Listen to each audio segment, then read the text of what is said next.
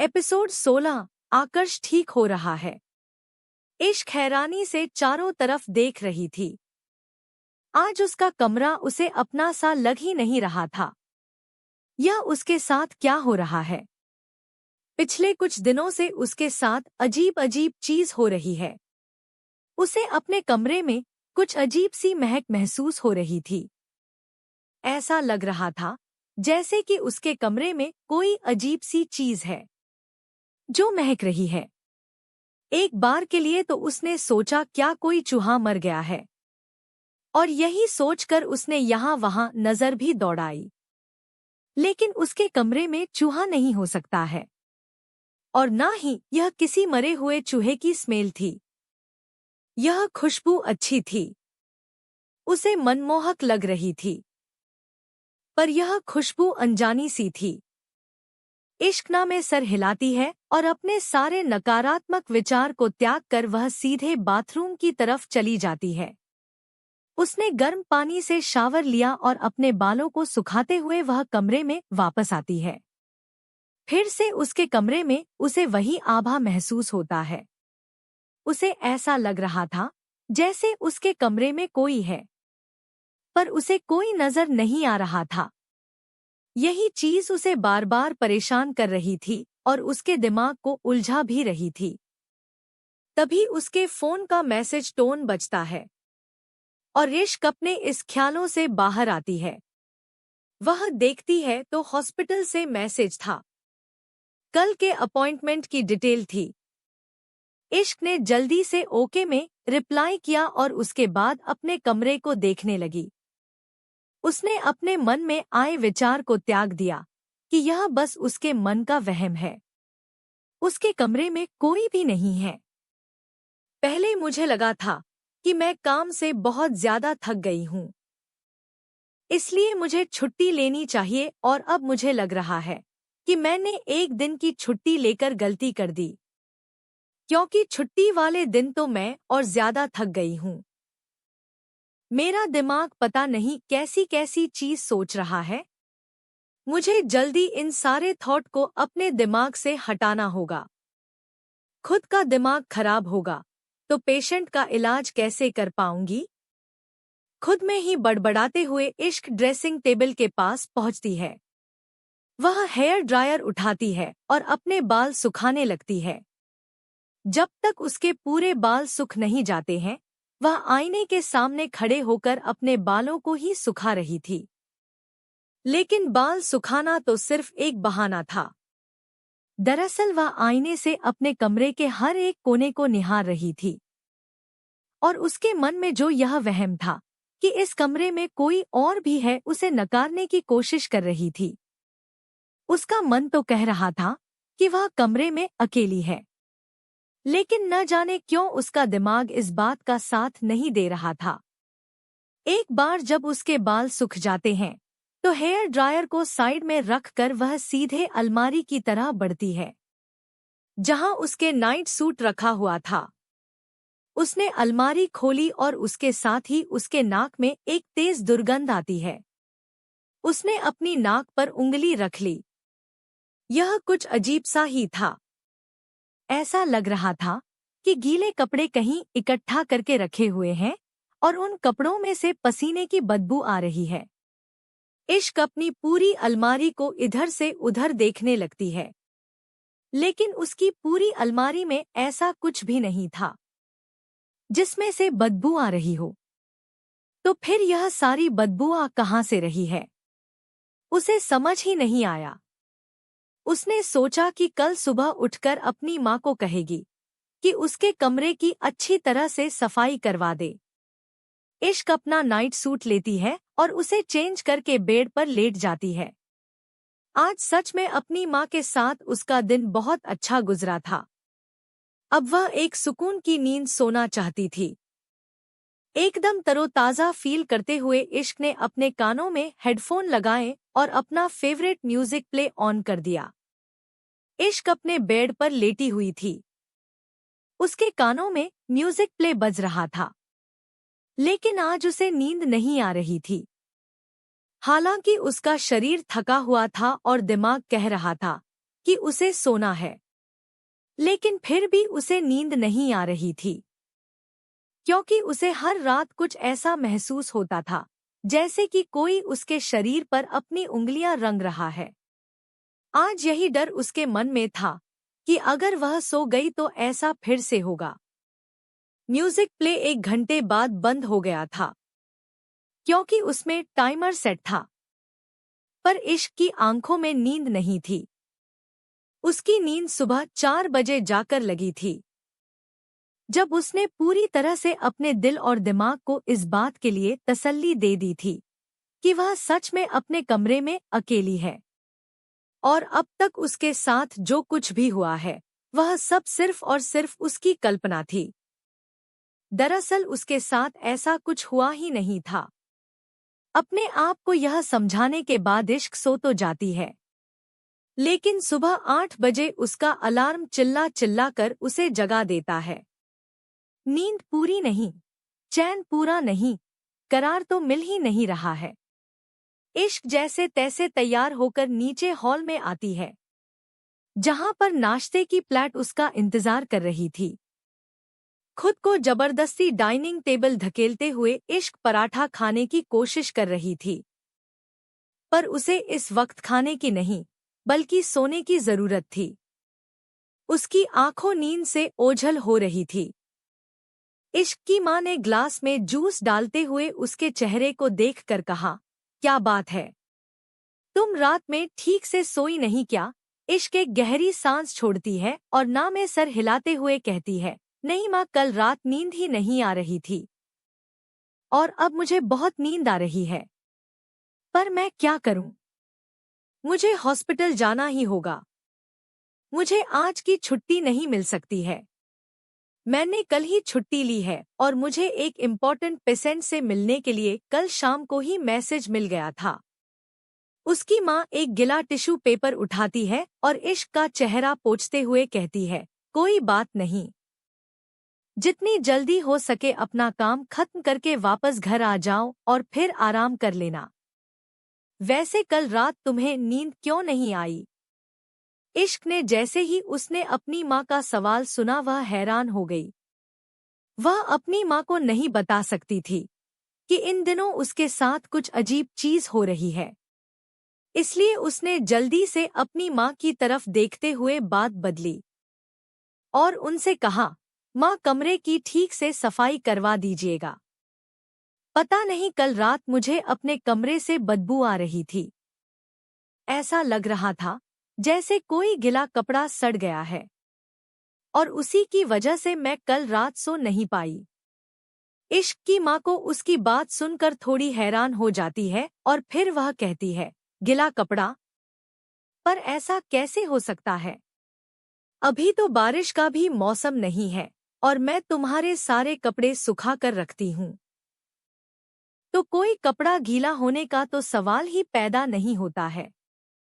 चलो फिर भी ठीक है, अगर तुम कह रही हो तो आज जब कामवाली आएगी तो मैं उससे कह दूंगी कि तुम्हारी कमरे की अच्छी तरह से सफाई कर दे, और अगर कोई कपड़ा गीला छूट भी गया है तो उसे जल्दी से तुम्हारे कमरे से हटा दे।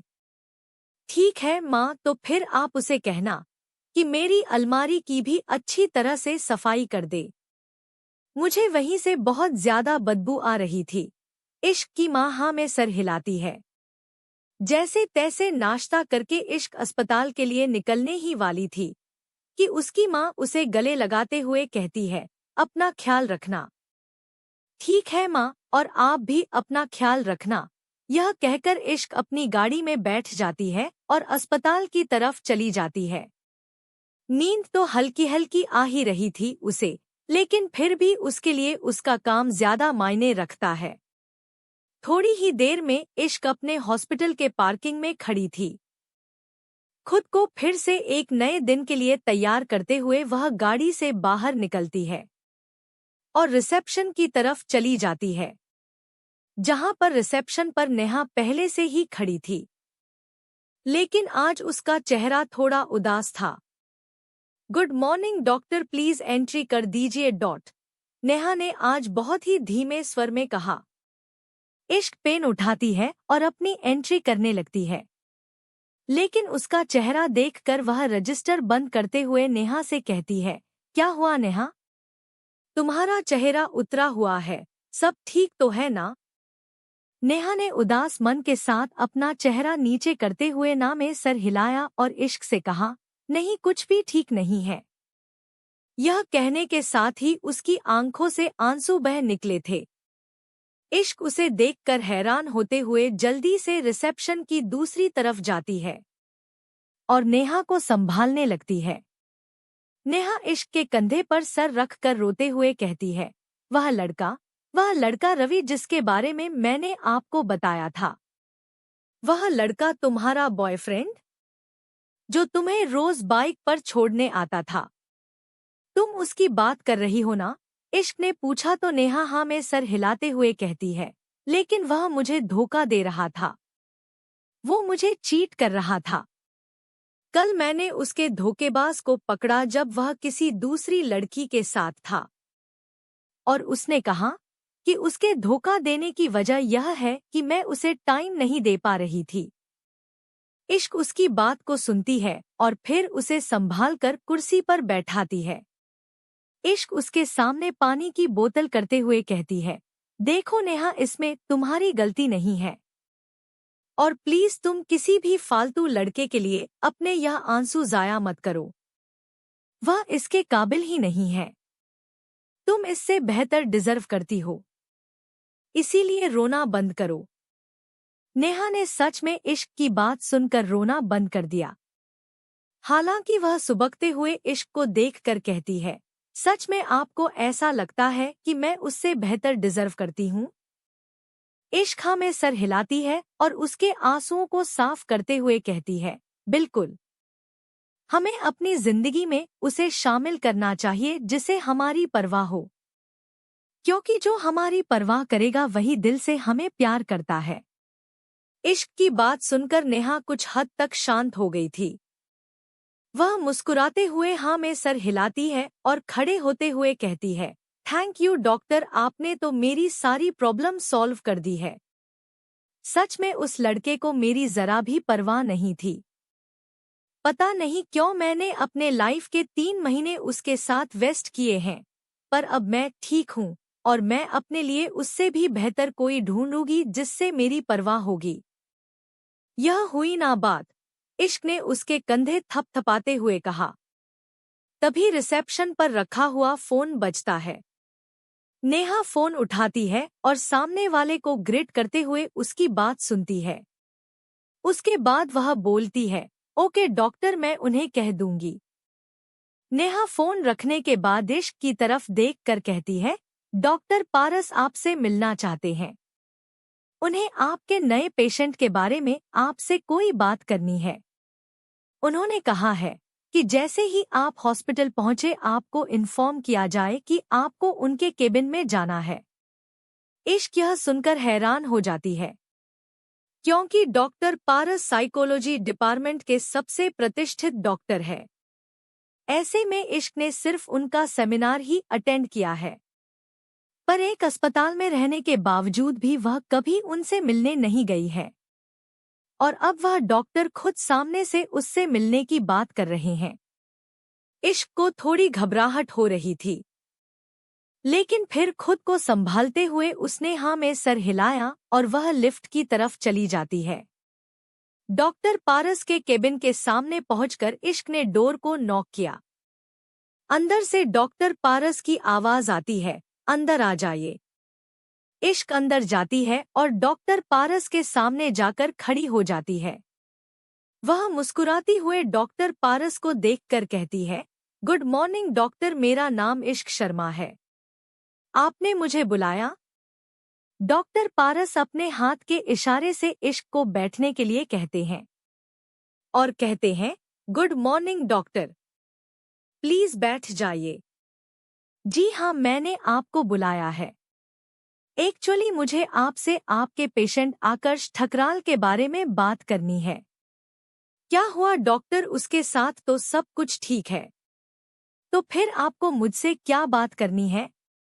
मैंने तो अभी तक उसका सेशन पूरी तरह से किया भी नहीं है। क्या कोई कॉम्प्लिकेटेशन हो गई है? इश्क घबराते हुए कहती है। डॉक्टर पारस मुस्कुराते हैं और ना में सर हिलाते हुए कहते हैं, नहीं नहीं, ऐसा कुछ भी नहीं है। दरअसल यह जो पेशेंट है, या फिर यूं कहे कि यह जो क्रिमिनल पेशेंट है, दरअसल इसकी केस स्टडी हमें अथॉरिटी से मिली हुई है। आज तक यह बंदा किसी की समझ में नहीं आया है। इसके साथ जितने भी साइकोथेरेपिस्ट जुड़े हैं, वह सब 1 या 2 सेशन के बाद ही हार मान चुके हैं। लेकिन मुझे कहना पड़ेगा कि आपने अच्छा काम किया है। उसके बिहेवियर में काफी ज्यादा बदलाव आया है। डॉक्टर पारस की बात सुनकर इश्क के चेहरे पर मुस्कान आ जाती है। जाहिर सी बात है, वह अपना काम करने में पूरी ईमानदारी देती थी। ऐसे में रिजल्ट मिलना तो बनता था, पर इतनी जल्दी रिजल्ट मिलेगा? उसने तो बस 3 ही सेशन लिए थे और उसे सफलता मिल गई थी। डॉक्टर पारस इश्क से आगे कहते हैं, वाह डॉक्टर, आपने बहुत अच्छा काम किया है। ऐसे मुश्किल पेशेंट के साथ डील करना कभी-कभी बहुत ज्यादा मुश्किल हो जाता है। लेकिन आपके काम की सराहना करते हुए हमारी टीम ने यह डिसीजन लिया है कि हम आकर्ष ठकराल के सेशन को 1.5 घंटा देंगे। इसके लिए 3 महीने का समय नहीं लगेगा। मुझे लगता है अगले 2 हफ्तों में यह काम खत्म हो जाएगा। इश्क उनकी बात सुनकर थोड़ी हैरान जरूर होती है। हाँ, उसे खुशी है कि उसका पेशेंट जल्दी ठीक हो जाएगा। लेकिन आकर्ष के लिए वह इतनी श्योर नहीं है कि वह 2 हफ्तों में ठीक हो जाएगा। वह जानती है कि पेशेंट को ठीक होने की जल्दी होती है, लेकिन आकर्ष के लिए वह कुछ अलग महसूस कर सकती थी। उसे नहीं लगता था कि आकर्ष 2 हफ्तों में ठीक होने वाला पेशेंट है। एपिसोड 17, काली परछाई। इश्क हैरानी से डॉक्टर पारस के केबिन में बैठी हुई थी। उसे तो लग रहा था कि डॉक्टर पारस ने उसे यहाँ पर डांटने के लिए बुलाया है। कहीं उसकी थेरेपी में कोई गलती तो नहीं हो गई है? कहीं आकर्ष की तबीयत ज्यादा तो नहीं बिगड़ गई है? या फिर वह पहले से ज्यादा एग्रेसिव तो नहीं बिहेव कर रहा है? लेकिन डॉक्टर पारस की बात सुनकर इश्क के चेहरे पर मुस्कान आ जाती है। उसकी प्रतिभा फिर से काम आई थी। डॉ पारस ने जब उसकी थेरेपी की तारीफ की तो उसने मुस्कुराते हुए कहा, थैंक यू डॉक्टर, यह तो मेरा काम था। बेशक से यह आपका काम है डॉक्टर इश्क, और आप जैसे प्रतिभाशाली डॉक्टर हमारे हॉस्पिटल में मौजूद है। हमें भी इस पर गर्व है। पर हमारी टीम ने एक फैसला किया है। जिस तरीके से आकर्ष रिकवर कर रहा है, हमें लगता है कि हमें उसकी थेरेपी के लिए 3 महीने का इंतजार नहीं करना पड़ेगा। यह शायद 1 या 2 हफ्ते का काम है। अब 2 हफ्ते उसके साथ अच्छे से सेशन लीजिए, उसकी थेरेपी रिकवर कीजिए और फिर एक फाइल बनाकर आप डिपार्टमेंट में सबमिट करवा दीजिए। एनओसी लेटर पर आपकी सिग्नेचर इम्पोर्टेंट होंगे। बाकी दिन के सिग्नेचर तो पहले से ही मौजूद होंगे। आपका एक पेशेंट 2 हफ्ते बाद रिहा हो जाएगा। देखा जाए तो यह थोड़ी हैरानी की बात है ना? डॉ पारस ने अपनी बात खत्म करते हुए कहा। लेकिन इश्क उनकी बात बहुत गौर से सुन रही थी। आकर्ष का इलाज बस 2 हफ्ते और चलेगा और उसके बाद उसे रिहा कर दिया जाएगा। क्या यह कुछ जल्दी नहीं है? वह हैरानी से डॉक्टर को देखती है और कहती है, डॉक्टर, मुझे खुशी है कि मेरे इलाज से किसी की हालत सुधर रही है। लेकिन एक डॉक्टर होने के नाते मैं यह कहूंगी कि मेरे पेशेंट का इलाज उसकी तय सीमा तक ही कंटिन्यू करने दीजिए। देखिए, मैं इसे एक डॉक्टर होने की नाते बहुत अच्छे से समझ सकती हूँ। आकर्ष कोई आम इंसान नहीं है। वह एक अपराधी है। उसका दिमाग आम इंसानों से बहुत ज्यादा तेज भागता है। गुजरे हुए 3 सेशन में जो मैंने उसके साथ अनुभव किया है, वह काफी अनएक्सपेक्टेड था। वह कोई नॉर्मल इंसान नहीं है, इसीलिए वह नॉर्मल तरीके से ठीक नहीं हो सकता है। ऊपर से आप ही ने तो कहा ना, वह एक अपराधी है, और आपको लगता है एक अपराधी अपने दिमाग का इस्तेमाल किसी को बेवकूफ बनाने में नहीं करेगा? हमारे पास ऐसे केसेस पहले भी आ चुके हैं, जहां पर बड़े से बड़े क्रिमिनल ने लोगों को बेवकूफ बनाने के लिए खुद को बिल्कुल ठीक दिखाया है, और उसके बाद हमें उसका रिजल्ट बहुत महंगा पड़ा है। डॉक्टर, मेरे ख्याल से जब तक आकर्ष का पूरा इलाज नहीं हो जाता है और मैं पूरी तरह से सेटिस्फाई नहीं हो जाती हूँ, तब तक मैं इस लेटर पर साइन नहीं करूंगी। इसके लिए उसका इलाज मुझे अंत तक करना होगा। इश्क अपनी बात डॉक्टर पारस के सामने रखती है।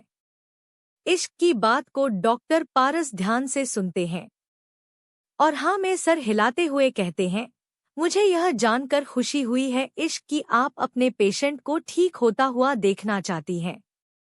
लेकिन आपको लगता है कि 11 लोगों की टीम ने मिलकर अगर कोई डिसीजन लिया है तो वह गलत लिया होगा। इश्क इसके आगे कुछ नहीं कहती है। बात तो डॉक्टर पारस की भी सही थी। इतनी बड़ी टीम ने मिलकर अगर एक डिसीजन लिया है तो कुछ सोच कर ही लिया होगा। और इश्क, वह सिर्फ यहाँ की एम्प्लाई है और उसका काम है ऊपर से आए ऑर्डर्स को फॉलो करना। इश्क धीरे से हाँ मैं अपना सर हिलाती है तो डॉक्टर पारस कहते हैं, वेल डन डॉक्टर, आप काफी समझदार हैं। थोड़ी देर बाद इश्क अपने केबिन में आ जाती है, लेकिन आज उसके सामने कोई दूसरा ही पेशेंट बैठा हुआ था। यह आकर्ष नहीं था। अपने शेड्यूल डेट में उसने देखा कि आने वाले 2 दिन तक आकर्ष के साथ उसका कोई सेशन नहीं है। इसका मतलब 2 दिन तक उसे दूसरे पेशेंट को देखना होगा। न जाने क्यों इश्क का दिल बेचैन हो रहा था। वह आकर्ष को देखना चाहती थी। वह जानना चाहती थी कि क्या वह सच में ठीक हो रहा है। अगर अथॉरिटी से आकर्ष के लिए यह खबर आई है कि उसकी हालात में सुधार है, तो इश्क उसे अपनी आंखों से देखना चाहती थी कि उसकी हालत में कितना सुधार आया है। 2 पेशेंट को देखने के बाद इश्क वापस घर जाने के लिए निकलती है। लेकिन आज जब वह अपने हॉस्पिटल से निकल रही थी तो उसने रिसेप्शन पर देखा नेहा वहां मौजूद नहीं थी। यह देखकर वह थोड़ी हैरान होती है। अभी तो नेहा के घर जाने का टाइम भी नहीं हुआ है, तो फिर नेहा कहाँ गई? सुबह नेहा काफी ज्यादा परेशान भी थी। उसके बॉयफ्रेंड से उसका ब्रेकअप हो गया था। इस बात से वह बहुत ज्यादा दुखी लग रही थी। पर अब वह यहाँ नहीं है। नेहा और इश्क एक ही कॉलोनी में रहते थे, इसीलिए इश्क को नेहा की फिक्र हो रही थी। वह नेहा को काफी समय से जानती थी। यहाँ तक कि इस अस्पताल में रिसेप्शन की जॉब के लिए भी इश्क ने ही नेहा का नाम रेफर किया था। नेहा के बारे में सोचकर इश्क को थोड़ा अजीब लग रहा था और बुरा भी लग रहा था। दिल टूटना सच में बहुत दर्दनाक होता है। इश्क अपनी गाड़ी की तरफ बढ़ती है, पर इससे पहले कि वह गाड़ी का दरवाजा खोल पाती उसके नंबर पर एक कॉल आती है। इश्क देखती है, यह नेहा का नंबर है। वह हैरान हो जाती है। नेहा उसे फोन कर रही है। वह फोन उठाकर कान पर लगती है तो पाती है यह नेहा की माँ है और वह उससे कुछ कहती है। थोड़ी देर बाद इश्क गाड़ी ड्राइव करते हुए अपने फोन से अपनी माँ को कॉल लगाती है। उसकी माँ फोन उठाते हुए कहती है, हाँ इश्क, कहाँ हो तुम? घर कब तक आ रही हो? माँ, मैं आज घर नहीं आ पाऊंगी। दरअसल मैं आज रात को नेहा के घर पर रह रही हूँ। उसकी माँ का फोन आया था। नेहा थोड़ी परेशान है और उसकी माँ एक इंटरनेशनल कॉल सेंटर में काम करती है, इसीलिए उन्हें रात में काम के लिए बाहर जाना है। नेहा के फादर नहीं है और उसका भाई ट्रेनिंग के लिए बाहर गया हुआ है, इसलिए वह घर पर अकेली होगी। इस वक्त उसकी तबीयत कुछ ठीक नहीं है। उसकी माँ का मुझे फोन आया था कि क्या मैं आज रात उसके साथ रुक सकती हूँ। तो आप फिक्र मत कीजिए, मैं नेहा के घर पर ही हूँ। वह हमारी सोसाइटी में ही दूसरे ब्लॉक पर है, इश्क ने अपनी माँ को बताते हुए कहा। इश्क की माँ एक गहरी सांस छोड़ती है और कहती है, हाँ ठीक है, कोई बात नहीं, तुम नेहा के साथ वक्त बताओ। और हाँ, मुझे पता है उसका घर कहाँ पर है। अगर ज्यादा प्रॉब्लम हुई तो तुम नेहा को लेकर घर भी आ सकती हो। ठीक है माँ, मैं रखती हूँ। इश्क फोन रख देती है और नेहा के घर चली जाती है। इश्क ड्राइव कर ही रही थी कि तभी उसकी गाड़ी हाईवे से लगकर एक सुनकर आसान रास्ते की तरफ बढ़ जाती है। यह रास्ता शॉर्टकट था। इश्क अक्सर इस रास्ते को लिया करती थी, लेकिन आज इस रास्ते पर रोज के दिनों के मुकाबले कुछ ज्यादा ही सन्नाटा है। इश्क को थोड़ा अजीब तो लगा, लेकिन फिर भी उसे ड्राइविंग पर ही ध्यान दिया। तभी थोड़ी दूर पर उसे ऐसा लगा जैसे कि सड़क पर कुछ पड़ा हुआ है। इश्क को लगा शायद वह कोई पत्थर या फिर लकड़ी का कोई टुकड़ा होगा, लेकिन जैसे ही उसकी गाड़ी उस चीज के थोड़ा पास पहुंचती है, इश्क की आंखें हैरानी से बड़ी हो जाती है। सड़क पर कोई आदमी था जो घायल हालत में पड़ा हुआ था। उसके पेट से खून निकल रहा था। इश्क ने थोड़ी ही दूर पर गाड़ी रोक दी। वह एक झटके से अपनी गाड़ी रोकती है और जल्दी से गाड़ी से बाहर निकलती है। सड़क पर लगभग अंधेरा हो चुका था और जिस जगह पर यह हादसा हुआ था, आसपास की स्ट्रीट लाइट भी नहीं काम कर रही थी। वह तो गाड़ी की रोशनी से इश्क को यह आदमी नजर आ गया, वरना इश्क को कभी यह नजर ही नहीं आता। इश्क घबराते हुए उसके पास जाती है और उसके पास बैठते हुए कहती है, आप ठीक हो? आपको कुछ हुआ तो नहीं है ना? आप ठीक तो हो ना? आपके पेट में चोट कैसे लगी है? ओह गॉड, आसपास कोई मदद भी नहीं है। इश्क घबराते हुए आसपास देखने लगती है। वह आदमी खुद को संभालते हुए इश्क की तरफ देखता है। उसके चेहरे पर बेइंतहा दर्द था और जोरों से सांस लेते हुए वह इश्क को देखता है और रोते गिड़गिड़ाते हुए कहता है, मुझे बचा लो, मुझे बचा लो। घबराहट तो इश्क को भी हो रही थी, लेकिन वह ऐसे किसी को सड़क पर मरते हुए नहीं छोड़ सकती थी। उसने जल्दी से उस आदमी का हाथ पकड़ा और उसे कंधे से सहारा देते हुए खड़ा करने की कोशिश करते हुए कहने लगी, ठीक है, मैं आपकी मदद करती हूँ। चलिए मेरी गाड़ी में चलिए, मैं आपको अस्पताल ले जाती हूँ। इश्क उस आदमी को खड़ा ही कर रही थी कि तभी वह आदमी लड़खड़ा कर इश्क के कंधे को पकड़ता है और उससे पीछे होते हुए घबराता है और एक दिशा में देखते हुए बहुत डर के साथ कहता है, मुझे बचा लो, वो मुझे मार डालेगा, मुझे बचा लो। उसके ऐसा कहने पर इश्क हैरान हो जाती है और सामने की तरफ देखने लगती है। अंधेरी झाड़ियां में उसे एक आकृति सी नजर आ रही थी, लेकिन वह थोड़ी दूर पर थी।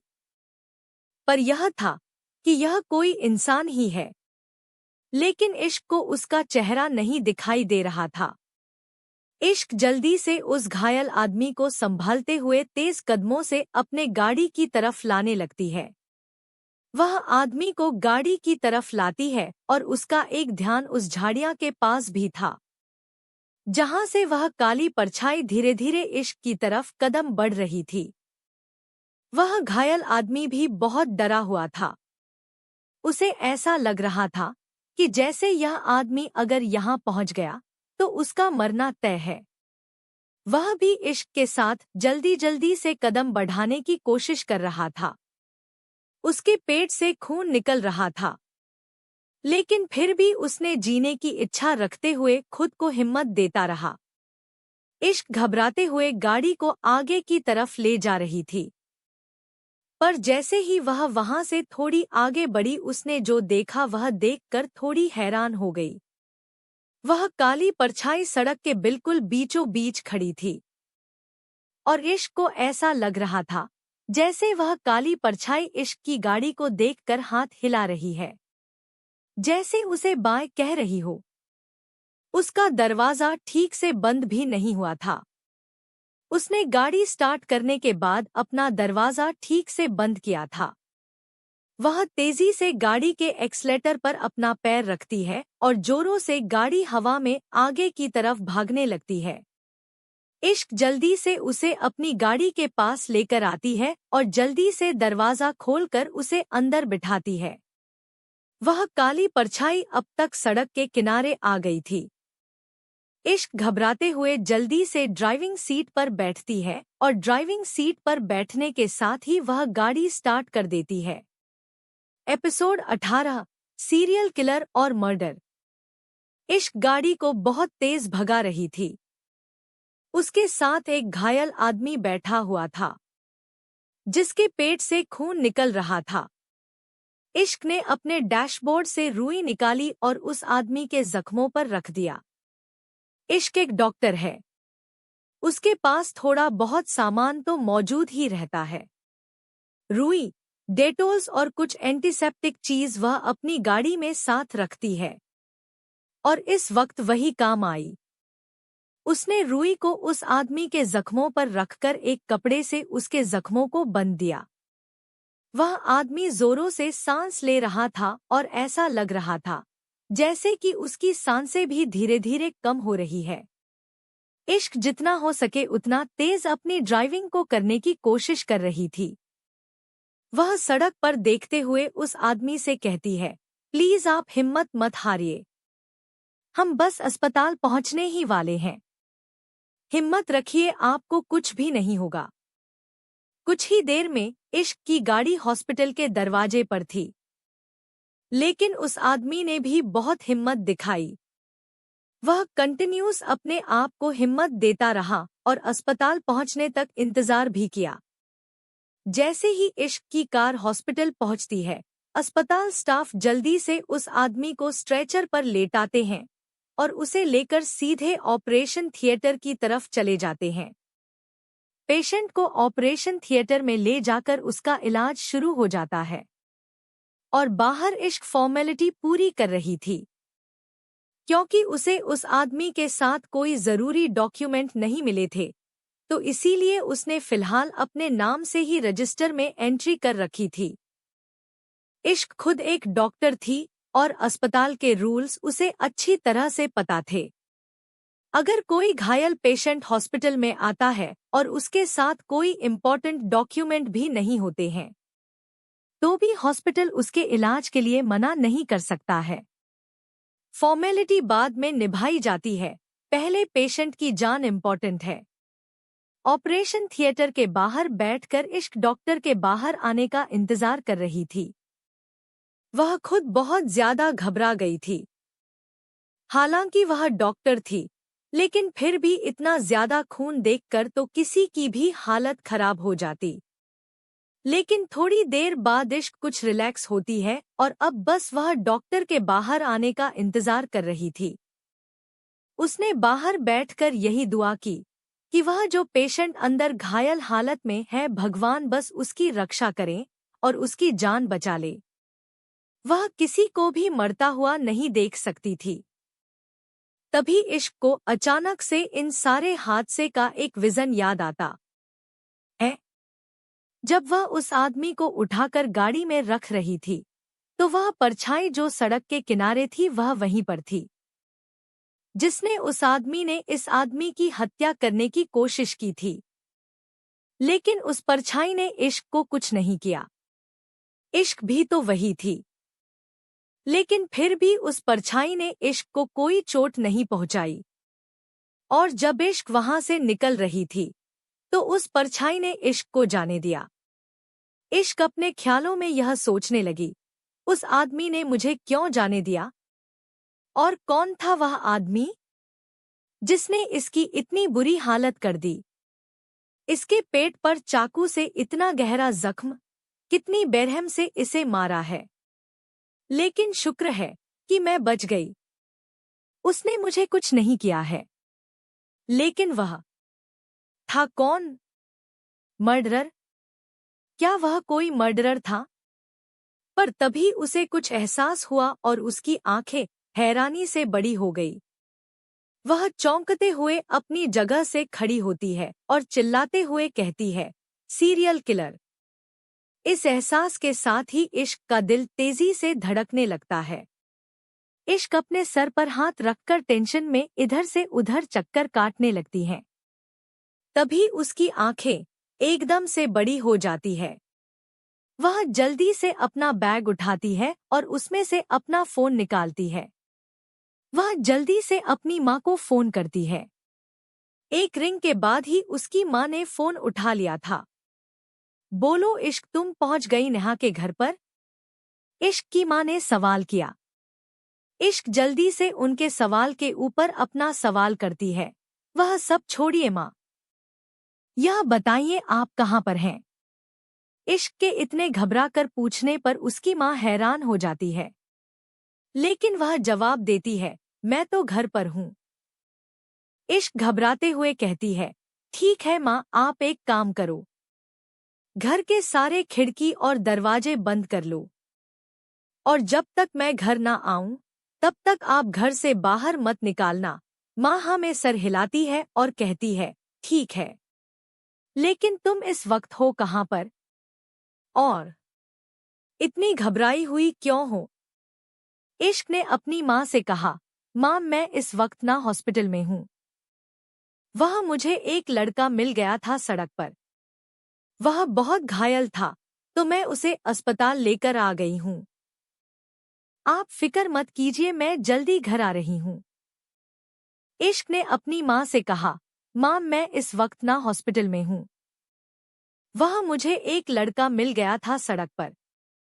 वह बहुत घायल था तो मैं उसे अस्पताल लेकर आ गई हूँ। आप फिक्र मत कीजिए, मैं जल्दी घर आ रही हूँ। उसकी माँ ने घबराते हुए कहा, इश्क तुम ठीक तो हो ना? तुम्हें कुछ हुआ तो नहीं है ना? नहीं माँ, मैं बिल्कुल ठीक हूँ और आपको फिक्र करने की जरूरत नहीं है। आप बस घर के सारे खिड़की और दरवाजे अच्छी तरह से बंद कर लीजिए। इश्क फोन रखने ही वाली थी कि तभी ऑपरेशन थिएटर का दरवाजा खुलता है और डॉक्टर बाहर आते हुए कहते हैं, डॉक्टर इश्क। इश्क ने फोन डिस्कनेक्ट नहीं किया था। वह फोन अपने कान से लगाए हुए ही डॉक्टर के पास आती है और कहती है, जी डॉक्टर, अब कैसा है वह लड़का? डॉक्टर ने कहा, उसके पेट में तो बहुत बार चाकू से वार किया गया है। इतने खतरनाक तरीके से उसे किसने मारा होगा? हम तो यह देखकर ही हैरान हो गए थे। डॉक्टर, वह एक सीरियल किलर है। इश्क ने भले ही यह बात डॉक्टर से कही थी और थोड़ी धीरे कही थी, लेकिन उसकी माँ के कानों में यह बात चली जाती है और वह घबराते हुए कहती है, क्या कहा? Serial killer? इश्क तुम कहाँ हो बच्चे? अभी इसी वक्त घर आओ। तुम्हें कोई चोट तो नहीं लगी है? तुम्हें कुछ नुकसान तो नहीं हुआ है? नहीं माँ, मैं ठीक हूँ। आपको फिक्र करने की जरूरत नहीं है और मैं घर आकर आपको सब बताती हूँ। इश्क फोन काट देती है और फिर डॉक्टर से कहती है, डॉक्टर वह लड़का ठीक तो है ना? उसे कुछ हुआ तो नहीं है ना? डॉक्टर ने हाँ में सर हिलाते हुए कहा, हाँ उसकी हालत ठीक है। हमने उसका इलाज कर दिया है पर अभी इस वक्त वह बेहोश है। अच्छा एक और चीज है डॉक्टर, उसका इलाज करते हुए वक्त हमें उसके जैब से यह फोन मिला था। उस समय उसकी हालत इतनी खराब थी कि हम इसे रिसेप्शन पर देना भूल ही गए थे, लेकिन इसमें इसकी फैमिली का नंबर हो सकता है। इश्क उस फोन को ले लेती है और हाँ में सर हिलाते हुए कहती है, ठीक है डॉक्टर, मैं उसकी फैमिली को इन्फॉर्म कर देती हूँ। Thank you so much. Doctor वहां से चले जाते हैं। इश्क उस फोन के स्क्रीन को अनलॉक करती है, लेकिन जैसे ही उसकी नज़र स्क्रीन वॉलपेपर पर पड़ती है, वह हैरान हो जाती है। उस स्क्रीन वॉलपेपर पर इसी लड़के की तस्वीर है। पर यह अकेला नहीं है, इसके साथ नेहा है। इश्क नेहा के साथ इस लड़के की तस्वीर देखकर हैरान हो जाती है और वह हैरानी से कहती है, यह नेहा की तस्वीर है ना? पर नेहा इस लड़की के साथ क्या कर रही है? और कौन है यह लड़का? इश्क यह सोच ही रही थी कि तभी उसकी आंखें एकदम से बड़ी हो जाती है और वह घूरते हुए उस वॉलपेपर को देखती है और कहती, क्या यह नेहा का बॉयफ्रेंड तो नहीं है? यह वही हो सकता है। क्या नाम था इसका? 1 मिनट याद करने की कोशिश करने दो। रवि। हाँ, उसका बॉयफ्रेंड रवि तो नहीं है। वह लड़का अगर यह रवि है तो फिर इसे कौन मार सकता है? और वह सीरियल किलर, वह इसकी जान का दुश्मन क्यों बना है? इश्क का दिल जोरों से धड़क रहा था। नेहा ने उसे सुबह बताया था कि रवि ने उससे ब्रेकअप कर लिया है, जिसकी वजह से नेहा बहुत ज्यादा परेशान हो गई थी और उसे परेशान देखकर इश्क को भी बहुत ज्यादा परेशान हो गई थी। नेहा की तबीयत इतनी खराब हो गई थी कि वह जल्दी घर चली गई थी। इश्क भी उसी के पास जा रही थी, लेकिन फिर अचानक से रवि की ऐसी हालत हो गई। यह सोचकर ही इश्क का दिल जोरों से घबराने लगा था। वह जल्दी से अपना फोन निकालती है और नेहा को फोन करने ही वाली थी। उसके हाथ कांप रहे थे। वह घबराते हुए हाथों से नेहा का नंबर डायल कर रही थी कि तभी वह किसी से टकरा जाती है और फोन उसके हाथ से छूटकर गिर जाता है। इश्क एक पल के लिए हैरान हो जाती है। कोई उससे टकरा गया था और उसे एक खुशबू महसूस हुई थी। यह तो बिल्कुल वैसे ही खुशबू है जैसे उसे अपने कमरे में महसूस होती है। अब तक नेहा का नंबर डायल हो चुका था और फोन फर्श के कोने में पड़ा हुआ था। लेकिन इश्क उस इंसान को देखती है जो अभी अभी उसे टकरा गया था। वह देखती है, एक डॉक्टर लॉबी की तरफ जा रहा था। उसने डॉक्टर का कोट पहना हुआ था और उसके चेहरे पर सर्जिकल मास्क था। इश्क ने उसे पीछे से देखा था, पर वह उसे कुछ जाना पहचाना सा लग रहा था। इश्क पीछे से उस डॉक्टर को जाता हुआ देखकर कुछ याद करने की कोशिश कर रही थी, लेकिन तभी उसे फोन की दूसरी तरफ से नेहा की आवाज सुनाई देती है। इश्क, इश्क, क्या तुम सुन रही हो? इश्क, क्या तुम्हें मेरी आवाज आ रही है? Hello hello. इश्क होश में आती है और अपना फोन देखने लगती है, जो कि अस्पताल के फर्श के कोने में पड़ा हुआ था। इश्क अपना फोन उठाती है और कान से लगाते हुए घबरा हुई आवाज में कहती है, हेलो नेहा। इश्क, तुम कहाँ हो? मैंने तुम्हें कहा ना घर आने के लिए। प्लीज घर आ जाओ। मैं इस वक्त बहुत अकेली हूँ। मुझे तुम्हारी जरूरत है, नेहा कहती है। तो इश्क ने उससे कहा, नेहा, मैं तुम्हें कुछ बताने जा रही हूँ। प्लीज तुम मुझे ध्यान से सुनना और हाइपर मत होना। इश्क नेहा से बात करते हुए रवि के कमरे की तरफ बढ़ने लगी थी। वह ऑपरेशन थिएटर रूम में जाती है। वह रवि के बेड के पास जाने लगती है। वह देखी है रवि के पूरे शरीर को सफेद चद्दर से ढका गया था। बस उसका चेहरा दिख रहा था, लेकिन उसकी आंखें बंद थी। नेहा हैरान हो जाती है और कहती है, इश्क, तुम क्या बोले जा रही हो? मेरी कुछ समझ में नहीं आ रहा है।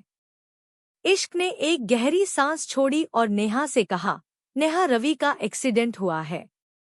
रवि मुझे घायल हालत में सड़क पर मिला था। मैं उसे लेकर हॉस्पिटल आई हूँ। उसका ऑपरेशन हुआ है। नेहा यह सुनकर हैरान हो जाती है। उसका दिल जोरों से धड़कने लगता है और वह चिल्लाते हुए कहती है, क्या बकवास कर रही हो? रवि का ऑपरेशन हुआ है? उसका एक्सीडेंट कैसे हुआ? वह कैसा है? इश्क, मुझे सब बताओ। कैसा है मेरा रवि? इश्क नेहा से बात करते हुए रवि की हालत बताती है कि तभी इश्क देखती है रवि का हाथ चद्दर से बाहर आया हुआ है। वह रवि का हाथ पकड़कर अंदर रखने ही वाली थी कि तभी उसे कुछ महसूस होता है। रवि के जिस हाथ को इश्क ने पकड़ा हुआ था उसे पर इंजेक्शन लगा हुआ था और सलाइन की बोतल उस हाथ के इंजेक्शन से कनेक्ट थी। लेकिन जैसे ही इश्क ने उसके हाथ की नस को पकड़ा, उसकी नब्ज बंद थी। उसकी नब्ज चल नहीं रही थी। सामने से नेहा बदहवासी में हेलो हेलो करते हुए इश्क से सवाल किए जा रही थी, लेकिन इश्क ने उसके किसी के भी सवाल का जवाब नहीं दिया। वह सीधे रवि के चेहरे के पास आती है और उसके नाक के पास उंगली लगाकर चेक करने लगती है। रवि की सांस नहीं चल रही थी। इश्क एकदम से पीछे हो जाती है। उसका दिल जोरों से धड़क रहा था और वह घबरा गई थी। उसने जल्दी से कमरे में इधर-उधर नजर दौड़ाई। उसे स्टेथोस्कोप मिलता है। वह स्टेथोस्कोप अपने कान से लगाती है और रवि के सीने की धड़कनें जांचने लगती है। उसकी धड़कनें बंद हो गई थी। इश्क जोर से चीख पड़ती है। उसकी चीख की आवाज सुनकर बाहर खड़े नर्स और स्टाफ अंदर आते हैं। उसकी चीख की आवाज सुनकर तो नेहा भी डर गई थी। वह रोते हुए और चिल्लाते हुए कहने लगती है, इश्क क्या कर रही हो? तुम मुझे डरा रही हो। तुम मुझे बता क्यों नहीं रही हो कि रवि कैसा है? उसे चोट तो नहीं लगी है ना? वह ठीक तो है ना? तुम मुझे कुछ बताओ क्यों नहीं रही हो? इश्क रोते हुए कहती है, नेहा, नेहा रवि मर चुका है। अगले 1 घंटे में नेहा के साथ उसकी माँ और इश्क की माँ भी हॉस्पिटल आ चुकी थी। यहाँ तक कि रवि का परिवार भी हॉस्पिटल आ चुका था। सबको केस के बारे में पता चल गया था और पूरा हॉस्पिटल हिल चुका था, क्योंकि इश्क सबका जीना हराम करके रखी हुई थी। रवि के डेड बॉडी के पास सब शोक मना रहे थे। उससे लिपट लिपट कर रो रहे थे। लेकिन इश्क ने डॉक्टर के केबिन में कोहराम मचा रखा था। यह एक मर्डर है, एक प्लान्ड मर्डर। मैं कह रही हूँ, वह एक मर्डरर है जिसने रवि को मारा है। आपके हॉस्पिटल में गैर जिम्मेदाराना हरकत हुई है, वरना जब डॉक्टर उसका ऑपरेशन सक्सेसफुली करके गए थे तो अगले 10 मिनट में पेशेंट मर कैसे सकता है? इश्क चिल्लाते हुए डॉक्टर से सवाल कर रही थी और सभी डॉक्टर के चेहरे पर पसीने आ गए थे, क्योंकि हेड डॉक्टर ने खुद रवि के ठीक होने की पुष्टि की थी। लेकिन फिर जब इश्क ने उसके मरने के बारे में बताया तो वह डॉक्टर खुद हैरान हो गया था। डॉक्टर अपना पसीना पोंछते हुए कहते हैं, देखिए डॉक्टर इश्क, प्लीज आप शांत हो जाइए। हम इस मामले की जांच करेंगे। इश्क शांत होने का नाम ही नहीं ले रही थी। रवि ने बहुत हिम्मत दिखाई था। वह अस्पताल तक सांस लेता हुआ आया था। यहाँ तक कि उसने पूरे ऑपरेशन में भी हिम्मत नहीं हारी। लेकिन अंत जो हुआ वह सोचकर ही इश्क को गुस्सा आ रहा था। तभी इश्क को याद आता है कि डॉक्टर के जाने के थोड़ी देर बाद एक डॉक्टर उससे टकराया था। लेकिन वह डॉक्टर ऑपरेशन थिएटर से ही बाहर निकाला था। उस समय इश्क की हालत इतनी घबराई हुई थी कि उसने इस बात पर ध्यान ही नहीं दिया था कि बाकी डॉक्टर के निकलने के बाद कोई ऑपरेशन थिएटर में दाखिल भी हुआ है। और यह वही डॉक्टर है जो लॉबी में इश्क से टकराया था और जिसकी महक इश्क को कुछ अजीब सी लगी थी। Serial killer episode 19, Kunal Chopra. इश्क डॉक्टर की पूरी टीम पर नाराज हो रही थी और डॉक्टर की पूरी टीम इश्क को यह समझा रही थी कि वह जल्दी इस केस को हल कर लेंगे। इश्क को उन सब पर भड़क कर और जल्दी इस केस की पुष्टि करने को कहकर वापस हॉल में आती है। पर यहाँ पर वह देखती है कि रवि का परिवार पहले से ही मौजूद है और अब तो उनके साथ नेहा और उसकी माँ भी आ गए थे। और उसके साथ इश्क की माँ भी वहीं मौजूद थी। रवि के शव को पोस्टमार्टम के लिए ले जाया गया था और सारा परिवार वही लॉबी में बैठकर आंसू बहा रहा था। इश्क की मम्मी रवि की माँ को संभाल रही थी, पर उनका रो रो कर बुरा हाल हो रहा था। तो वहीं नेहा की भी हालत कुछ ठीक नहीं थी। वह भी अपनी माँ के गले लगे हुए जोर जोर से रो रही थी। भले ही रवि ने नेहा के प्यार को न समझा हो, लेकिन नेहा ने तो उसे सच्चा प्यार ही किया था और उन दोनों ने बहुत हसीन पल एक साथ बिताए थे, जिनमें सिर्फ प्यार ही प्यार था। वह तो नेहा अपने जिम्मेदारियां में इतनी दब गई थी कि उसे रवि के लिए समय ही नहीं मिल पा रहा था, वरना वह रवि से बहुत प्यार करती थी। इश्क भी उन सबको इतना परेशान देखकर परेशान हो गई थी, लेकिन अब वह जानती थी कि उनके दुख को कुछ भी करके कम नहीं किया जा सकता है। उनके दुख को कम करने का एक ही तरीका की है कि वह लोग जितना हो सके उतने अपने आंसू बहा ले और अपने मन को केवल रवि की अच्छी यादों में सजाए रखें। इश्क भी नेहा के पास आ जाती है और नेहा के कंधे पर हाथ रखती है। नेहा इश्क को देखती है और उसके गले लगाकर रोने लगती है। आखिर वह भी क्या करती, उसने भी तो अपना प्यार खोया है। नेहा फिर भी जवान लड़की थी। अपने प्यार को खोने का उसे कुछ समय तक तो दुख होता और उसके बाद परिवार के दबाव में आकर हो सकता है वह कहीं और भी अपना रिश्ता कायम कर ले। लेकिन उस माँ का क्या, जिसने अपना जवान बेटा खोया है। इश्क को उस हत्यारे पर बहुत गुस्सा आ रहा था। क्या किसी की हत्या करने से पहले उसने एक बार नहीं सोचा कि उसके ऐसा करने से बाद कितनी जिंदगियां बर्बाद हो जाएगी, कितने लोग तबाह हो जाएंगे। वह ऐसे कैसे किसी की जान ले सकता है।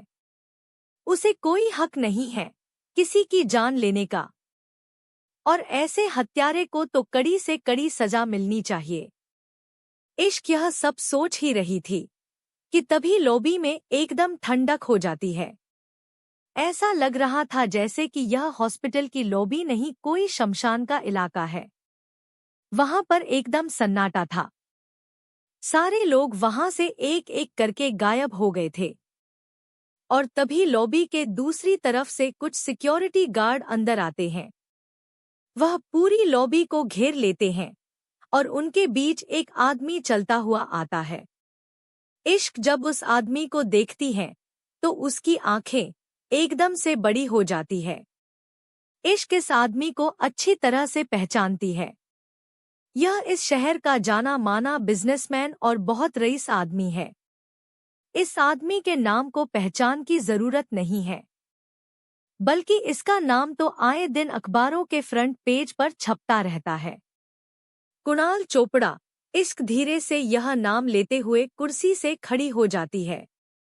नेहा भी सुबकते हुए और हैरानी से सामने देखती है, जहां पर सच में कुणाल चोपड़ा चलता हुआ आ रहा था।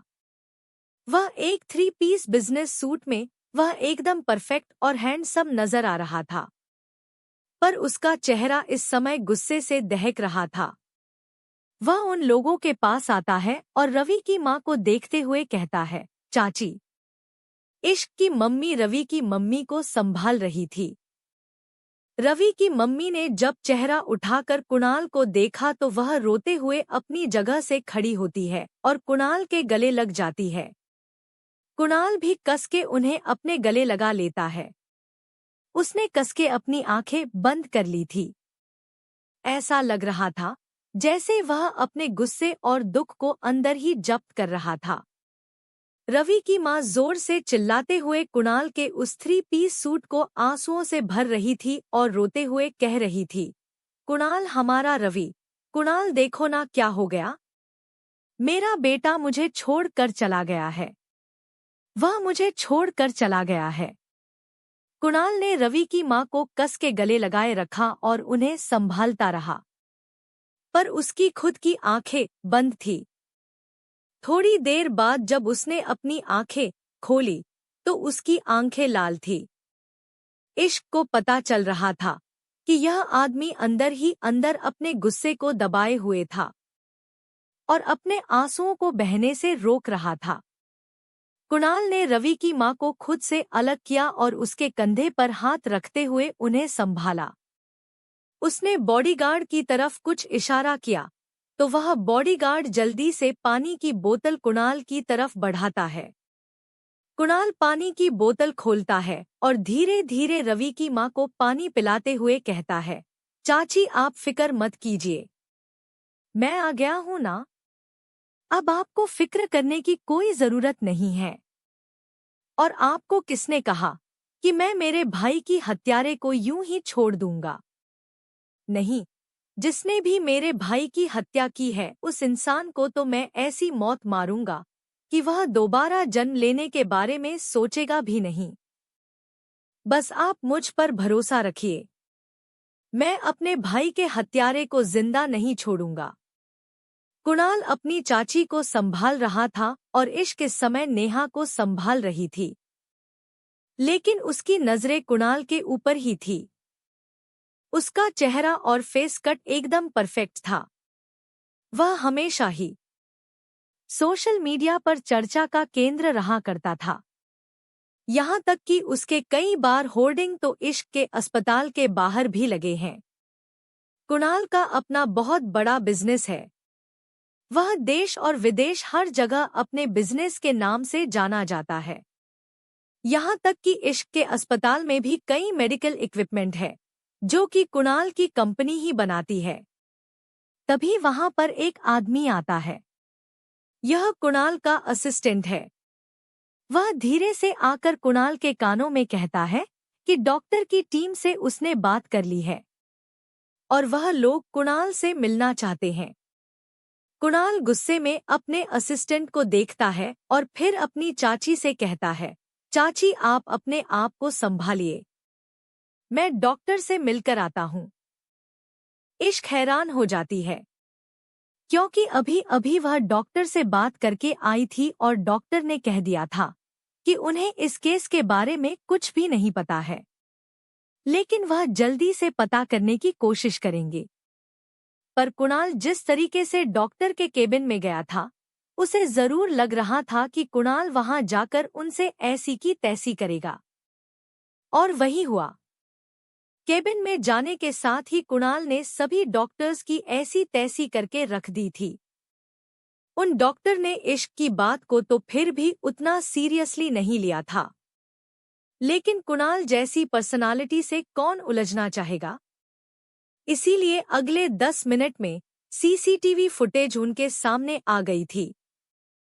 कुणाल बाकी सारे डॉक्टर के साथ वह सारी सीसीटीवी फुटेज देखता है और उसे देखकर उसने जो देखा उसके बाद तो उसका मन कर रहा था कि अभी इसी वक्त पूरे अस्पताल को आग लगा दे। वह गुस्से में डॉक्टर की केबिन से बाहर निकलता है और वापस लॉबी में आता है जहां पर सब लोग मौजूद थे। कुणाल वहां आने के साथ ही इश्क की तरफ देखता है और कहता है, तुम्हारा नाम डॉक्टर इश्क है। इश्क घबरा जाती है, पर वह जल्दी से हाँ में सर हिलाती है। कुणाल उसे केबिन की तरफ इशारा करते हुए कहता है, आओ मेरे साथ। इतना कहने के साथ कुणाल वापस केबिन में चला जाता है। इश्क हैरान हो जाती है और बाकी सब भी हैरान हो जाते हैं। इश्क की मां ने रवि की मां को संभाल रखा था। वह हैरानी से इश्क की तरफ देखती है और कहती है, इश्क क्या हुआ? इश्क घबराते हुए अपनी मां को देखकर कहती है, मुझे भी नहीं पता है, आप रुकिए मैं देख कर आती हूँ। इश्क उस केबिन में जाती है तो देखती है एक लैपटॉप पर सीसीटीवी फुटेज चल रहा था। इश्क उन लोगों के पास जाती है और कहती है, क्या बात है? कुणाल अपने पीछे खड़ी इश्क को देखता है और फिर अपने हाथ से लैपटॉप की तरफ इशारा करते हुए कहता है, यह आप है ना जो लॉबी पर उसे शख्स से टकराई थी, जो ऑपरेशन थिएटर से बाहर निकाला है। इश्क सीसीटीवी फुटेज की तरफ देखती है तो यह उसी समय की फुटेज है जब ऑपरेशन थिएटर से कोई शख्स बाहर निकल रहा था और इश्क फोन पर बात करते हुए ऑपरेशन थिएटर की तरफ बढ़ रही थी, तभी वह किसी से टकरा जाती है और उसका फोन दूसरी जगह गिर जाता है। इश्क वह सीन देखती है और हाँ में सर हिलाते हुए कहती, हाँ यह मैं ही हूँ। कुणाल घूरते हुए इश्क को देखकर कहता है, क्या तुमने इस आदमी को देखा है? क्या तुम जानती हो यह कौन है? क्या तुम इसका चेहरा देख पाई थी? अगर हाँ, तो हमें बताओ यह कौन है और यह कैसा दिखता है। हम उसे पकड़ लेंगे। यह वही शख्स है जिसने मेरे भाई के सीरीज में जहर मिलाया था। मेरे भाई का खून करके ही ऑपरेशन थिएटर से बाहर निकल रहा था, तभी तुम उससे टकराई थी। इश्क घबरा जाती है और घबराते हुए स्क्रीन को देखने लगती है। वह जल्दी से ना में सर हिलाती है और कहती है, नहीं मैं इसे टकराई जरूर थी, लेकिन मैंने इसे नहीं देखा था। दरअसल इसने डॉक्टर का कोट पहना हुआ था और चेहरे पर भी सर्जिकल मास्क लगा हुआ था। इसी वजह से मैं इसे नहीं देख पाई। जब तक मैं अपना फोन उठाकर उसकी तरफ देखती, तब तक वह आगे निकल चुका था। इसलिए मैंने बस उसकी पीठ देखी है। मुझे सच में नहीं पता कि यह शख्स कैसा दिखता है। अगर पता होता तो मैं खुद डॉक्टर की टीम को उसके बारे में बताती। मैं तो खुद रवि की मौत से बहुत ज्यादा परेशान हूँ, क्योंकि उसे मैं ही अस्पताल लेकर आई थी। कुणाल हैरानी से इश्क को देखते हुए कहता है, तुम उसे हॉस्पिटल लेकर आई थी? इश्क हाँ में सर हिलाती है और कहती है, मैं हॉस्पिटल से घर जा रही थी, तो वह मुझे रास्ते पर घायल हालत में मिला, इसलिए मैं उसे अस्पताल लेकर आ गई थी। यहाँ आकर उसका ऑपरेशन हुआ और डॉक्टर ने कहा कि वह ठीक है। पर फिर जब मैं देखने के लिए उसके रूम में गई, तो देखा कि वह मरा हुआ है। मुझे कुछ समझ में नहीं आया कि उसके साथ क्या हुआ। खून हुआ है मेरे भाई का, और इन लोगों की लापरवाही की वजह से उनका खून हुआ है। मैं इन लोगों को छोड़ूंगा नहीं, और इस अस्पताल को तो मैं बर्बाद करके ही रहूंगा। कुणाल ने गुस्से में उन डॉक्टर को देखते हुए कहा। वहां पर 4 डॉक्टर खड़े थे और उन चारों के माथे पर पसीना आ गया था, क्योंकि यह वही 4 थे जो रवि को एग्जामिन कर रहे थे। उनमें से एक डॉक्टर सामने आता है और कहता है, देखिए मिस्टर चोपड़ा, हम आपकी बात से सहमत हैं कि हमारे हॉस्पिटल में कोई बाहर वाला डॉक्टर का भेष बनाकर आता है और किसी को मार कर चला जाता है। इसमें पूरी हॉस्पिटल की बदनामी शामिल है। लेकिन आप हमें थोड़ी सी मोहलत दीजिए। हम उस शख्स को जल्दी पकड़ लेंगे जिसने आपके भाई की हत्या की है। यह बात सिर्फ आपके भाई की नहीं है, बल्कि हमारी भी है। कुणाल गुस्से में टेबल में हाथ मारते हुए कहता है, इससे क्या होगा? क्या मेरा भाई वापस आ जाएगा?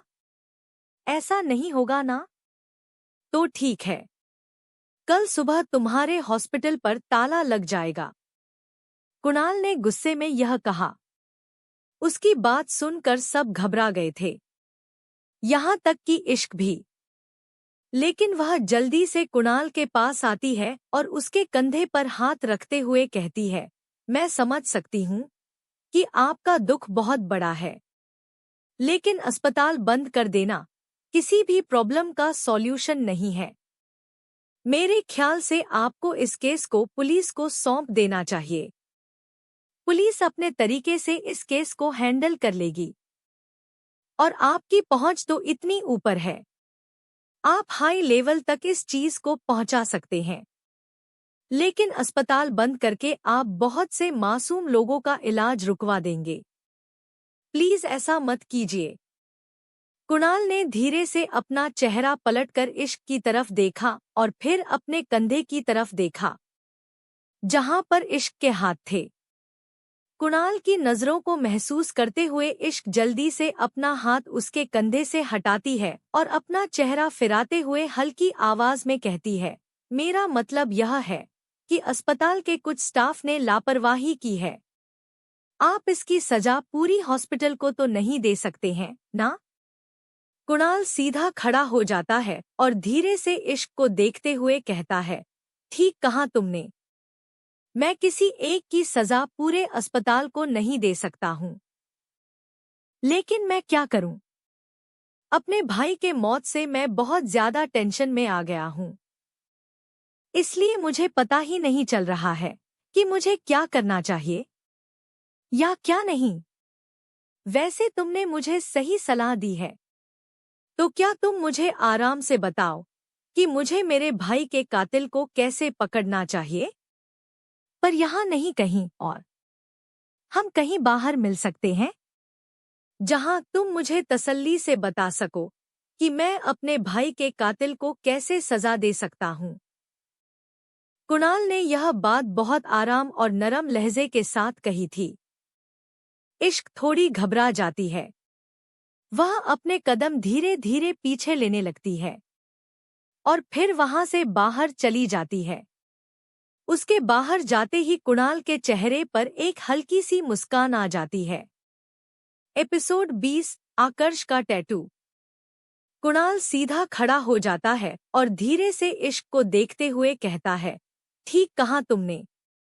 मैं किसी एक की सजा पूरे अस्पताल को नहीं दे सकता हूँ। लेकिन मैं क्या करूं? अपने भाई के मौत से मैं बहुत ज्यादा टेंशन में आ गया हूँ। इसलिए मुझे पता ही नहीं चल रहा है कि मुझे क्या करना चाहिए या क्या नहीं। वैसे तुमने मुझे सही सलाह दी है, तो क्या तुम मुझे आराम से बताओ कि मुझे मेरे भाई के कातिल को कैसे पकड़ना चाहिए? पर यहाँ नहीं कहीं और। हम कहीं बाहर मिल सकते हैं जहाँ तुम मुझे तसल्ली से बता सको कि मैं अपने भाई के कातिल को कैसे सजा दे सकता हूँ। कुणाल ने यह बात बहुत आराम और नरम लहजे के साथ कही थी। इश्क थोड़ी घबरा जाती है। वह अपने कदम धीरे धीरे पीछे लेने लगती है और फिर वहां से बाहर चली जाती है। उसके बाहर जाते ही कुणाल के चेहरे पर एक हल्की सी मुस्कान आ जाती है। डॉक्टर के केबिन से निकलकर इश्क सीधे लॉबी में आती है, जहां सब लोग परेशान बैठे हुए थे। नेहा की हालत बहुत ज्यादा खराब हो गई थी, इसलिए नेहा का परिवार उसे अपने साथ घर ले गया था। लॉबी में सिर्फ सिक्योरिटी और कुणाल का मैनेजर मौजूद थे, जो कि रवि की मां के साथ थे, और उसके साथ ही इश्क की मां थी, जो कि रवि की मां को सहारा दिए बैठी थी। रूम के अंदर कुणाल ने जो भी कुछ कहा था, उसे सुनने के बाद इश्क का यहाँ रुकने का मन नहीं कर रहा था। वैसे भी वह बहुत कुछ आज की डेट में देख चुकी थी। वह धीरे से अपनी माँ के पास बैठती है और उनके कानों में फुसफुसाते हुए कहती है, अब हमें भी घर चलना चाहिए। लेकिन उसकी माँ ने इश्क को धीरे से देखते हुए कहा, हाँ जाना तो है, लेकिन मैं इन्हें ऐसा अकेला कैसे छोड़ सकती हूँ? उनकी हालत नहीं देख रही हो? तभी वहां पर कुणाल आ जाता है और वह इश्क की माँ को देखते हुए कहता है, इट्स ओके मैम, आप डॉक्टर इश्क को लेकर घर जाइए। रात काफी हो गई है। मैं ड्राइवर को कहता हूँ, वह आपको घर छोड़ देंगे। चाची को मैं संभाल लूंगा। इश्क अपनी माँ को लेकर खड़ी होती है और कुणाल से कहती है, इट्स ओके मिस्टर चोपड़ा, मैं अपनी गाड़ी लेकर आई हूँ। I will manage. आप प्लीज आंटी का ख्याल रखिए। इश्क रवि की माँ को थोड़ी सी सहानुभूति देती है और उसके बाद अपनी माँ के साथ अस्पताल से निकल जाती है। वो रात के करीब 2 बजे अपने घर पहुंची थी। वह सच में काफी ज्यादा थक गई थी और आज जो भी हुआ उसकी वजह से उसे भारी सर दर्द भी हो रहा था। उसकी माँ ने उससे कहा कि अब उसे सो जाना चाहिए, वरना सुबह हॉस्पिटल जाने में लेट हो जाएगा। हमेशा की तरह इश्क कमरे में जाकर शावर लेती है और फिर अपने बेड पर लेट जाती है। पर आज उसे अपने कमरे में वह महक नहीं महसूस हो रही थी और ना ही इश्क ने आज उस महक को नोटिस किया था। दरअसल जो कुछ भी हुआ था उसके बाद उसने इस बात पर ध्यान ही नहीं दिया था कि उसके कमरे में कुछ अजीब सी स्मेल भी आती थी। पर आज वह स्मेल नहीं आ रही है। इश्क थोड़ी टेंशन में थी, इसलिए उसे जल्दी नींद आ गई थी। लेकिन अगली सुबह वो लेट नहीं उठी। अपना अलार्म बजने के साथ ही वह उठ जाती है और रोज की तरह फ्रेश होकर नीचे आ जाती है। उसने हल्के रंग का सूट पहना हुआ था और अपने बालों को पोनी टेल में बांध रखा था। चेहरे पर ना के बराबर मेकअप, लेकिन फिर भी चमकता हुआ सा चेहरा। कल रात की यादें उसके ज़हन में अभी भी घूम रही थी, लेकिन वह जितना कर सकती थी उतना कर चुकी थी। इसके आगे उसके पास और भी रिस्पॉन्सिबिलिटी थी। आज उसका सेशन फिर से आकर्ष के साथ था। आज सुबह ही मैसेज मिला था कि 2 दिन तक का जो उसका सेशन आकर्ष के साथ नहीं होना था उसे कैंसिल कर दिया गया है और आकर्ष को दोबारा से इश्क के साथ सेशन के लिए भेजा जा रहा है। ब्रेकफास्ट करते हुए इश्क की माँ ने उसका हालचाल पूछा तो उसने हाँ में सर हिलाते हुए कहा कि वह ठीक है। अपनी गाड़ी में बैठकर वह ऑफिस निकल जाती है, लेकिन आज रिसेप्शन पर नेहा मौजूद नहीं थी। उसे लगा ही था कि नेहा आज नहीं आएगी। उसके साथ तो बहुत बुरा हुआ था। उसका दुख ज्यादा बड़ा था, इसीलिए शायद नेहा आज ऑफ पर थी। इश्क ने सोचा कि जब वह शाम को वापस घर जाएगी तो अपने घर जाने से पहले वह नेहा से मिलने जरूर जाएगी। वह अपने केबिन की तरफ बढ़ती है और जैसे ही उसने केबिन का दरवाजा खुला उसे अपनी पुरानी खुशबू वापस मिल जाती है, जो इस केबिन में उसे हमेशा से महसूस होती थी। और यह उस शख्स की खुशबू है जो इश्क का पेशेंट है। इश्क मुस्कुराते हुए खिड़की के पास देखती है। वहां पर आकर्ष खड़ा था और उसकी पीठ इश्क की तरफ थी। इश्क धीरे से अंदर आती है कि तभी आकर्ष उससे कहता है, गुड मॉर्निंग डॉक्टर। इश्क की मुस्कान अचानक से गायब हो जाती है और वह हैरानी से आकर्ष को देखने लगती है। उसने कैसे पहचाना कि यह इश्क है? वह हैरान हो जाती है और हैरानी से आकर्ष से कहती है, तुम्हें कैसे पता कि यह मैं हूँ? आकर्ष मुस्कुराते हुए पलटता है और इश्क को देखकर कहता है, आपके केबिन में आपके अलावा और कौन आ सकता है? और वह भी इस वक्त जब सेशन का टाइम शुरू हो रहा है। इश्क को एहसास होता है कि उसने थोड़ा स्टूपिड क्वेश्चन पूछा। वह दोबारा से हंस पड़ती है और आकर्ष को देखते हुए केबिन में आती है। वह अपनी कुर्सी पर बैठती है और अपना बैग साइड टेबल पर रखते हुए कहती है, गुड मॉर्निंग मिस्टर साइकेट्रिस्ट। आकर्ष भी उसके सामने बैठते हुए मधुर मुस्कान के साथ कहता है, मैं अभी तक साइकेट्रिस्ट बना नहीं हूँ। कोई बात नहीं, तुम सीख रहे हो, जल्दी बन जाओगे। इश्क ने दोबारा से अपना पेन और पेपर निकालकर टेबल पर रखते हुए कहा। उसने अपने बैग में से चश्मा निकाला और उसे अपनी आंखों में लगाकर पेपर पर कुछ नहीं लिखने लगती है। लेकिन इस बीच उसका ध्यान आकर्ष की तरफ बिल्कुल नहीं था। लेकिन आकर्ष की आंखें इश्क के ऊपर ही थी। उसका बार बार पेन को अपने होठों पर दबाना, अपने बालों को कान के पीछे करना और चश्मे के अंदर से उसकी बार बार झपकती हुई पलकें। आकर्ष सब नोटिस कर रहा था, या यूं कह ले कि सब बहुत अच्छे से नोटिस कर रहा था। अपने नोट्स कंप्लीट करने के बाद इश्क उस पेपर को वापस फाइल में रखती है और अपना चश्मा उतारते हुए आकर्ष को देखकर कहती है, तो आकर्ष, आज हमारा सेशन फिर से शुरू हुआ है और मैं चाहती हूँ कि हम दोनों एक बार फिर से बाहर जाएं। मैं इसी चीज का तो इंतजार कर रहा था डॉक्टर, आकर्ष एक मिस्टीरियस मुस्कान के साथ इश्क को देखकर कहता है। लेकिन इश्क ने उसके चेहरे की वह मिस्टीरियस मुस्कान देखी ही नहीं। उसे लगा आकर्ष नॉर्मल तरीके से ही कह रहा है, इसीलिए वह आकर्ष की उस मुस्कान के पीछे की वजह नहीं समझ पाई। इश्क मुस्कुराते हुए फोन निकालती है और कहती है, ठीक है, तो फिर मैं डॉक्टर पारस को इन्फॉर्म कर देती हूँ। इश्क फोन पर कुछ करने लगती है। वह डॉक्टर पारस के साथ ऑनलाइन बात कर रही थी। आकर्ष के केस स्टडी के बारे में आगे क्या करना है, इस बारे में वह चैट पर उनसे डिस्कस कर रही थी। इस बीच उसने हल्की सी उबासी ली।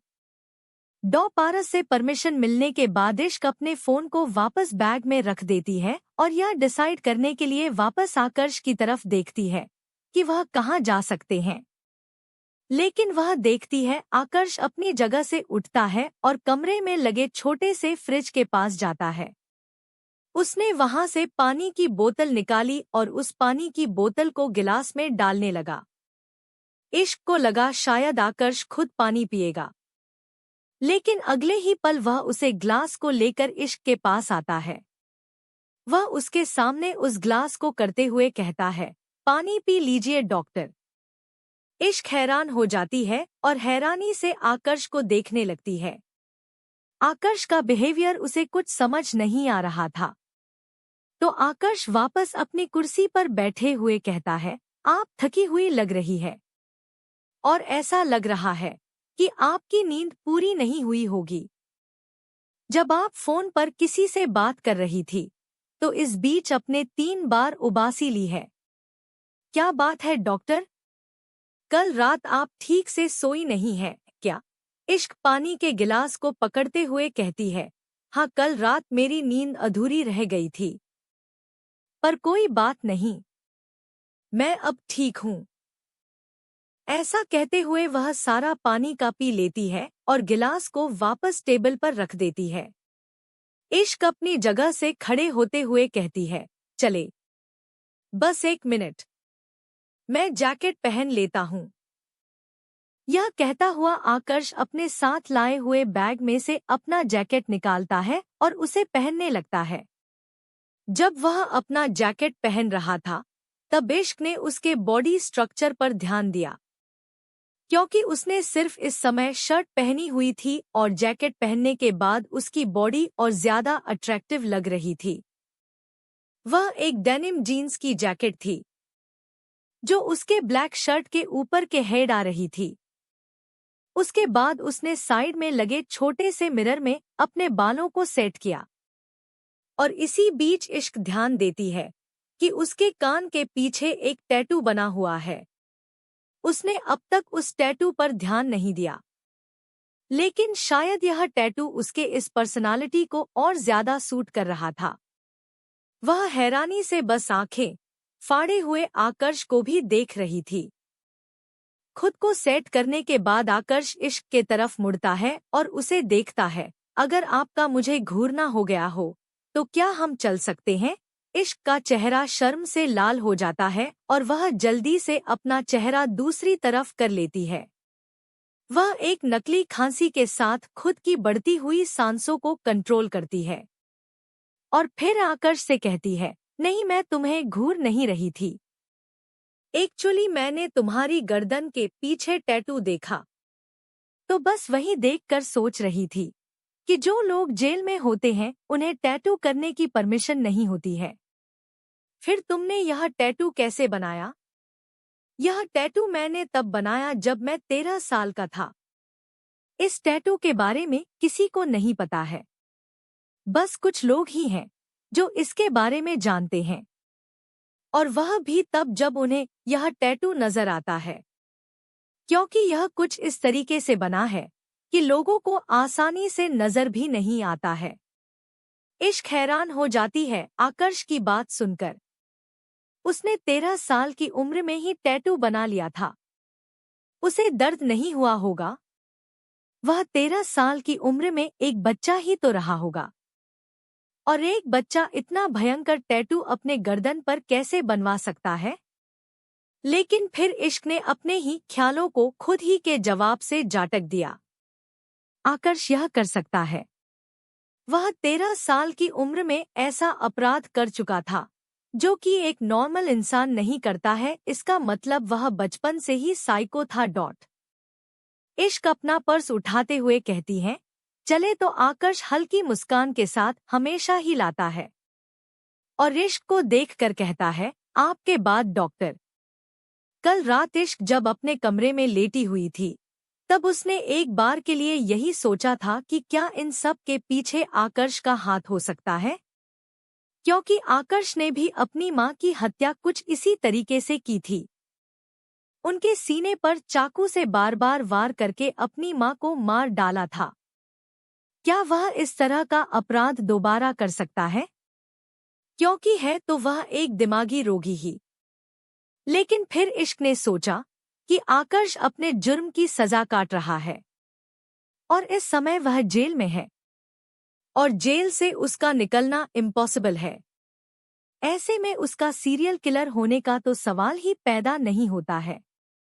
इस आकर्ष को लेकर एक चिल्ड्रनस पार्क में जाती है, लेकिन वहां पर उसका बिहेवियर बिल्कुल नॉर्मल था। आकर्ष ने जितने लोगों से भी बात की उनके साथ नॉर्मल ही था। उसका बिहेवियर एकदम सामान्य था, या यूं कहीं कि सामान्य से भी बहुत अच्छा था। वह बहुत ज्यादा स्वीट हो रहा था। वह हर किसी से अच्छे से बात कर रहा था और अच्छे से मिल रहा था। इश्क को तो ऐसा लगा जैसे कि यह कोई पेशेंट है ही नहीं और इसे किसी डॉक्टर की जरूरत ही नहीं है। इश्क देखती है वहां पर कुछ बच्चे हैं जो हाइड एंड सीक खेल रहे हैं। इश्क उन बच्चों को देखकर आकर्ष से कहती है, आकर्ष चलो ना हम भी बच्चों के साथ गेम खेलते हैं। आकर्ष मुंह बनाते हुए इश्क को देखकर कहता है, मैं कोई छोटा बच्चा थोड़ी ना हूं जो इन बच्चों के साथ गेम खेलूंगा। इश्क का मुंह उतर जाता है और वह आकर्ष से कहती है, अच्छा ठीक है, तुम्हें नहीं खेलना है तो मत खेलो। चलो मेरे साथ चलकर वहां पर खड़े हो जाओ।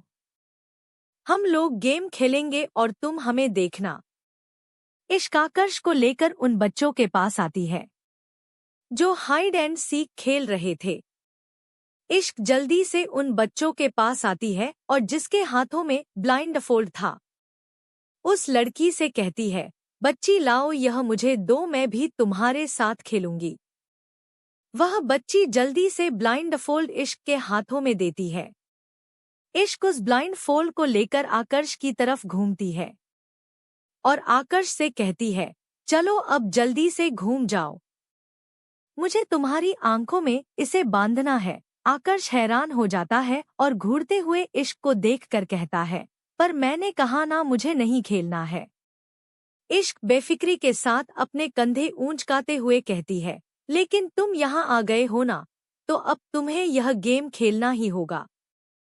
आकर्ष का मुंह हैरानी से भर जाता है और वह इश्क को घूर कर देखते हुए धीरे से कहता है, झूठी कहीं की।